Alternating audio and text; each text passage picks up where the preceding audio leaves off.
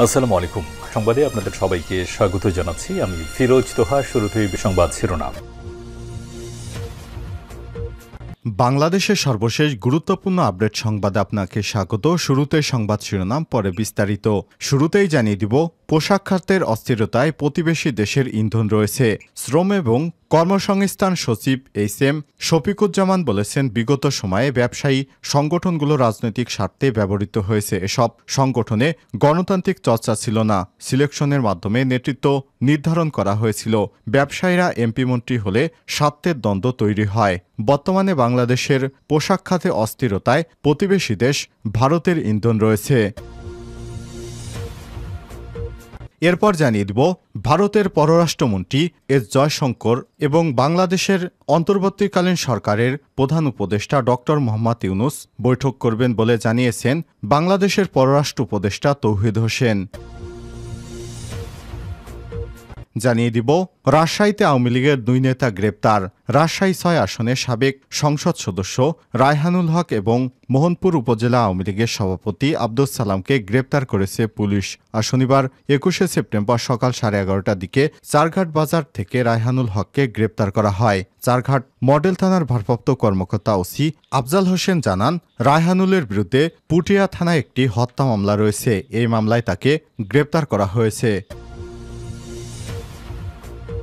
এবারে জানাবো, কম শুল্কে আমদানি হলেও পেঁয়াজের দাম কমেনি হিলি বন্দরে। দিনাজপুরের হাকিমপুর উপজেলা হিলি স্থলবন্দর দিয়ে ভারত থেকে পেঁয়াজ আমদানি অব্যাহত রয়েছে। গত 2 দিনের তুলনায় পেঁয়াজ আমদানি বৃদ্ধি পেয়েছে। প্রতিদিন 10 থেকে 15 ট্রাক পেঁয়াজ আমদানি করা হচ্ছে স্থলবন্দর দিয়ে। এসব পেঁয়াজ নতুন শুল্ক 20% দিয়েই আমদানি করা হচ্ছে। তবুও কমেনি পেঁয়াজের দাম, বরং আগের চেয়ে বৃদ্ধি পেয়েছে। ফলে বিপাকে পড়েছেন সাধারণ ব্যবসায়ীরা। এদিকে দেশের গণতন্ত্র প্রতিষ্ঠা হোক আওয়ামী লীগ কখনোই চায়নি, অভিযোগ করলেন শিমুল বিশ্বাস। বিএনপি চেয়ারপারসনের বিশেষ সহকারী এবং শ্রমিক দলের সমন্বয়ক অ্যাডভোকেট শামসুর রহমান শিমুল বিশ্বাস বলেছেন, আওয়ামী লীগ এবং এই দলটি গণতন্ত্র কখনোই একসঙ্গে চায় না। তারা সবসময় ভারতের দাসে পরিণত হয়েছে। এবং সর্বশেষ জানিয়ে দিব, শ্রীলঙ্কায় প্রেসিডেন্ট নির্বাচনের ভোট গণনা শুরু। শ্রীলঙ্কার নির্বাচনে ভোটাভুটি বন্ধ হওয়ার পর গণনা শুরু হয়েছে। ভোট স্থানীয় সময় বিকাল 5:30টায় পোস্টাল ভোটের মাধ্যমে গণনা শুরু হয়েছিল। তবে রবিবার সকালে আগে ফলাফল স্পষ্ট হওয়ার সম্ভাবনা নেই। বিবিসি শনিবার এক প্রতিবেদনে সব তথ্য জানিয়েছে। 2022 সালে গণবিক্ষোভে দেশটির প্রেসিডেন্টকে অপসারণের পর থেকে ভোটাররা প্রথমবারের মতো একজন নতুন রাষ্ট্রপতি নির্বাচন করেছেন। শনিবার এই ভোটে ব্যাপকভাবে দেশের অর্থনৈতিক সংস্কারের উপর একটি গণভোট হিসেবে দেখা হচ্ছে। এই নির্বাচনে শ্রীলঙ্কার তার ইতিহাসে সবচেয়ে খারাপ আর্থিক সংকট থেকে পুনরুদ্ধারের পথে নিয়ে যেতে পারে। তবে অনেক মানুষ এখনও উচ্চকর ভর্তুকি এবং কল্যাণমূলক সহায়তার কাটাছেঁড়ার কারণে জীবিকা নির্বাহে সংগ্রাম করছেন। বিশ্লেষকেরা বলছেন, এই নির্বাচনে ভোটারদের জন্য অর্থনৈতিক উদ্বেগের কেন্দ্রবিন্দুতে রয়েছে এবং সহযোগিতা হবে অত্যন্ত প্রতিদ্বন্দ্বিতাপূর্ণ। প্রিয় দর্শক, এতক্ষণ শুনছিলেন সংবাদ শিরোনাম, এবারে বিস্তারিত। তবে তার আগে বন্ধুরা, অনুরোধ থাকবে এই সংবাদটিতে একটি লাইক দিন। এই চ্যানেলে আপনি নতুন হয়ে থাকলে আমাদের সংবাদটি দেখতে দেখতে চ্যানেলটি সাবস্ক্রাইব করে রাখুন। কমেন্ট করে আপনার মূল্যবান মতামত জানিয়ে দিন বন্ধুরা, আপনি বিশ্বের কোন দেশ থেকে বা বাংলাদেশের কোন স্থান থেকে আমাদের সংবাদটি দেখছেন এবং শুনছেন। এবারে বিস্তারিত। পোশাক খাতের অস্থিরতায় প্রতিবেশী দেশের ইন্ধন রয়েছে। শ্রম এবং কর্মসংস্থান সচিব এইচ.এম. শফিকুজ্জামান বলেছেন, বিগত সময়ে ব্যবসায়ী সংগঠনগুলো রাজনৈতিক স্বার্থে ব্যবহৃত হয়েছে। এসব সংগঠনকে গণতান্ত্রিক চর্চা ছিল না, সিলেকশনের মাধ্যমে নেতৃত্ব নির্ধারণ করা হয়েছিল। ব্যবসায়ীরা এমপি মন্ত্রী হলে স্বার্থের দ্বন্দ্ব তৈরি হয়। বাংলাদেশের পোশাক শিল্প সম্পর্কে আন্তর্জাতিক গণমাধ্যমে নেতিবাচক সংবাদ পরিবেশনের অপচেষ্টা করা হয়েছে, যাতে আমাদের দৈনন্দিন রপ্তানি সংকুচিত হয়। এছাড়াও ভুল তথ্য ছড়িয়ে একটি শিল্প মহল এলাকায় অস্থিরতা সৃষ্টি করেছে। তৈরি পোশাক খাতে অস্থিরতার পেছনে প্রতিবেশী দেশের ইন্ধন রয়েছে। আজ 21 সেপ্টেম্বর এফডিসিতে শ্রম অধিকার এবং পোশাক খাতে অস্থিরতা নিয়ে ডিবেট ফর ডেমোক্রেসি আয়োজিত ছায়া সংসদের প্রধান অতিথির বক্তব্যে শ্রম এবং কর্মসংস্থান সচিব এসব কথা বলেন। অনুষ্ঠানে সভাপতিত্ব করেন debate for democracy chairman Hasan Ahmed Chowdhury Kiran. AHM Shafiquzzaman বলেন, পোশাক শিল্প খাতে অস্থিরতা দীর্ঘায়িত হলে ক্রয়াদেশ অন্য দেশে চলে যেতে পারে।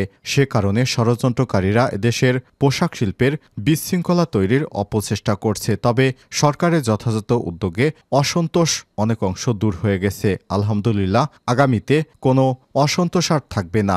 একই দেশে দুই ধরনের শ্রম আইন থাকতে পারে না। ইপিজেডের শ্রমিক সংগঠন চালুর বিষয়টি সরকারের বিবেচনাধীন রয়েছে। এ বিষয়ে মালিকপক্ষ অন্য অংশীজনের সঙ্গে আলোচনার উদ্যোগ নেওয়া হবে। তিনি বলেন, গত 15 বছরের শ্রমিক কল্যাণ তহবিল নিয়ম মেনে পরিচালিত হয়নি।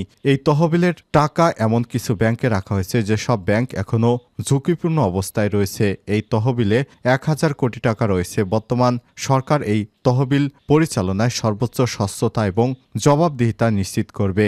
সভাপতির বক্তব্যে debate for democracy chairman Hasan Ahmed Chowdhury Kiran বলেছেন, আমরা শ্রমিক ন্যায্য দাবিকে সমর্থন করি। শ্রমিকদের বেতন বৈষম্য সহ সুযোগ সুবিধা থেকে বঞ্চিত করাকে কোনোভাবেই গ্রহণ করি না। তবে শ্রমিকদের অযৌক্তিক দাবি দেওয়ার নামে বিক্ষোভ আমরা কোনোভাবেই সমর্থন করি না। জয়শঙ্করের সঙ্গে বৈঠক করবেন পররাষ্ট্র উপদেষ্টা।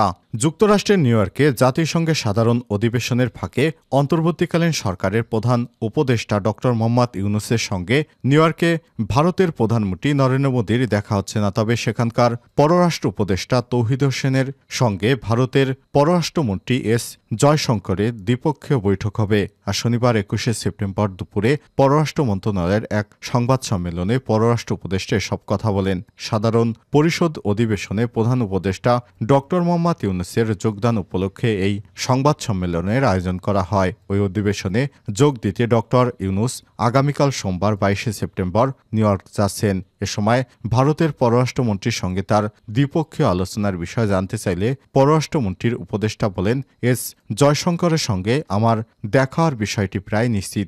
ভারতের সঙ্গে আমাদের সম্পর্কে যে এক ধরনের টানাপোড়েন চলছে এটা স্বীকার করতে হবে। সমস্যার সমাধান করতে হলে সমস্যার অস্তিত্ব অস্বীকার করলে চলবে না। এ সময় আরও তিনি বলেন, আমরা অবশ্যই টানাপোড়েন দূর করার চেষ্টা করব এবং ওয়ার্কিং রিলেশন অর্থাৎ কাজের সম্পর্ক যেন হয় সে বিষয়ে আমরা সচেষ্ট থাকব।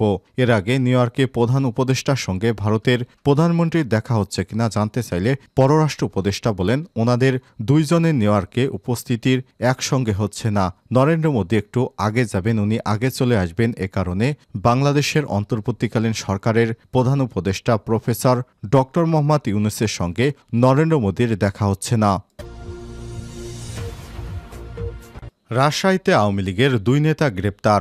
রাজশাহী ৬ আসনের সাবেক সংসদ সদস্য রায়হানুল হক এবং মোহনপুর উপজেলা আওয়ামী লীগের সভাপতি আব্দুস সালামকে গ্রেপ্তার করেছে পুলিশ। শনিবার ২১শে সেপ্টেম্বর সকাল 11:30টায় চারঘাট বাজার থেকে রায়হানুল হককে গ্রেপ্তার করা হয়। চারঘাট মডেল থানার ভারপ্রাপ্ত কর্মকর্তা ওসি আফজাল হোসেন জানিয়েছেন, রায়হানুলের বিরুদ্ধে পুঠিয়া থানায় একটি হত্যা মামলা দায়ের করা হয়েছে। সেই মামলায় তাকে গ্রেপ্তার করা হয়েছে। এর আগে রাজশাহী মহানগরীর উপশহর নিউ মার্কেট এলাকা থেকে মোহনপুর উপজেলা আওয়ামী লীগের সভাপতি এবং উপজেলা পরিষদের সাবেক চেয়ারম্যান অ্যাডভোকেট আব্দুস সালামকে গ্রেপ্তার করে মোহনপুর থানা পুলিশ। শুক্রবার 20 সেপ্টেম্বর রাত 9টার দিকে তাকে গ্রেপ্তার করা হয়। মোহনপুর থানার ভারপ্রাপ্ত কর্মকর্তা ওসি আব্দুল হান্নান বিষয়টি নিশ্চিত করে বলেছেন, আওয়ামী লীগ নেতা আব্দুস সালামের বিরুদ্ধে নাশকতা সহ বিভিন্ন অপরাধে মামলা দায়ের করা হয়েছে। সে মামলায় তাকে গ্রেপ্তার করা হয়েছে। জানা যায় 2015 সালের 5 জানুয়ারি রাজশাহী পুঠিয়া উপজেলার বানেশ্বর বাজারে জেলা বিএনপির আহ্বায়ক আবু সাইদ চাঁদের নেতৃত্বে বিএনপির কেন্দ্র কর্মসূচিতে গণতন্ত্র দিবস উপলক্ষে আয়োজিত কর্মসূচি চলছিল। এ সময় বিএনপির কেন্দ্রীয় নির্বাহী কমিটির সদস্য আবু সাইদ চাঁদের চাচা চারঘাট উপজেলার মারিয়া গ্রামের ফয়রুদ্দিনের ছেলে বিএনপির কর্মী মজির উদ্দিন গুলিবিদ্ধ হয়ে মারা যায়। এরপর দীর্ঘদিন ধরে এই হত্যাকাণ্ডের ঘটনায় নিহতের পরিবার মামলা করতে পারেনি। গত 5 আগস্ট নিহত মজিদের স্ত্রী মাসুদা বেগম বাদী হয়ে সাবেক প্রধানমন্ত্রী শেখ হাসিনা ও সাবেক আওয়ামী লীগের সাধারণ সম্পাদক ওবায়দুল কাদের, চারঘাট বাগা সাবেক এমপি, সাবেক পররাষ্ট্র প্রতিমন্ত্রী আলহাজ শাহরিয়ার আলম এবং সাবেক সংসদ সদস্য আলহাজ রায়হানুল হক সহ অজ্ঞাতনামা কয়েকজনের বিরুদ্ধে পুঠিয়া থানায় হত্যা মামলা দায়ের করেন। এ মামলায় রায়হানুল হককে গ্রেপ্তার করে চারঘাট মডেল থানা পুলিশ। কম শুল্কে আমদানি হলেও পেঁয়াজের দাম কমেনি হিলি বন্দরে। দিনাজপুরের হাকিমপুর উপজেলা হিলি স্থল বন্দর দিয়ে ভারত থেকে পেঁয়াজ আমদানি অব্যাহত রয়েছে। গত 2 দিনের তুলনায় পেঁয়াজ আমদানি বৃদ্ধি পেয়েছে। প্রতিদিন 10 থেকে 15 ট্রাক পেঁয়াজ আমদানি করা হচ্ছে স্থলবন্দর দিয়ে। এসব পেঁয়াজ নতুন শুল্ক 20% দিয়ে আমদানি করা হচ্ছে, তবুও কমেনি পেঁয়াজের দাম, বরং আগের চেয়ে বৃদ্ধি পেয়েছে। ফলে বিপাকে পড়েছে সাধারণ ব্যবসায়ীরা। হিলি বাজার ঘুরে দেখা যায় গত 2 সপ্তাহ ধরে এই বাজারে পেঁয়াজ বিক্রি হচ্ছে 85 টাকা কেজি দরে। বর্তমান কম শুল্কের পেঁয়াজও বিক্রি হচ্ছে 85 টাকা কেজি দরে। পেঁয়াজ ব্যবসায়ীরা বলেন, এর আগে ভারত থেকে 40% শুল্ক আর $550 এই বন্দরের পেঁয়াজ আমদানি হতো। তখনও পেঁয়াজের কেজি ছিল 85 থেকে 90 টাকা, কিন্তু 20% শুল্ক কমে এবং $145 দাম কমে গত বুধবার ভারত থেকে এই বন্দরে পেঁয়াজ আমদানি শুরু হয়। ডলারের দাম এবং শুল্ক কমলেও আগের দামেই পেঁয়াজ বিক্রি করছেন আমদানিকারকেরা। হিলি বাজারে পাইকারি পেঁয়াজ ব্যবসায়ী ফেরদৌস রহমান বলেছেন, গত 1 সপ্তাহ আগে 85 টাকা কেজি দরে পেঁয়াজ বিক্রি করেছি, আজও একই দামে বিক্রি করছি এবং আগের চেয়েও আরও দাম বেশি চাচ্ছে আমদানিকারকেরা। আমরা আশা করেছিলাম কম শুল্কের পেঁয়াজ এলে দাম অনেক কমে যাবে। আজ আমরা আমদানিকারকদের কাছ থেকে 82 টাকা কেজি কিনে 85 টাকা দরে বিক্রি করছি।